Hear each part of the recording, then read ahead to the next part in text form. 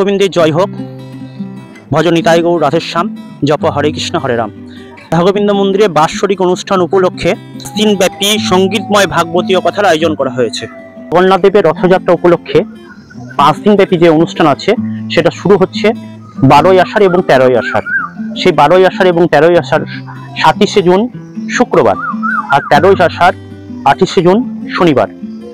এই দুদিন আমাদের পাঠ করে শোনাবেন বিবেক ঘোষাল। তারপর 3 দিন থাকছে আমাদের কাছে সঙ্গীতময় ভাগবতীয় কথা।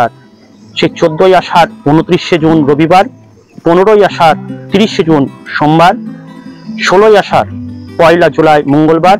এই 3 দিন ব্যাপী আমাদের কাছে পাঠ করে শোনাবেন শ্রী নবব্রত ব্রহ্মচারী মহারাজ। এই পাঠের পূর্বে আমাদেরকে তাত্ত্বিক প্রবচন দিয়ে শোনাবেন শ্রী গোপাল ভাই। বাৎসরিক অনুষ্ঠান উপলক্ষে সকল ভক্তবৃন্দকে আমন্ত্রণ জানাচ্ছি, আসুন আমরা সকলে মিলে উপস্থিত হয় এবং অনুষ্ঠানটি খুব সুন্দরভাবে সাফল্যমণ্ডিত করে তুলি। রাধাগোবিন্দ মন্দিরের পাঠ চলাকালীন চলবে 10 দিন ব্যাপী মেলার আয়োজন করা হয়েছে, তাই প্রত্যেককে এই পাঠ শ্রবণ করা ও মেলাতে আসার অনুরোধ জানাচ্ছি। আসুন আমরা সকলে মিলে সেই অনুষ্ঠানটিকে আরও সুন্দর করে তুলি। সঙ্গীতময় ভাগবতীয় কথার সঙ্গে আছে 10 দিন ব্যাপী মেলা। সকলকে জানাই রাধে রাধে।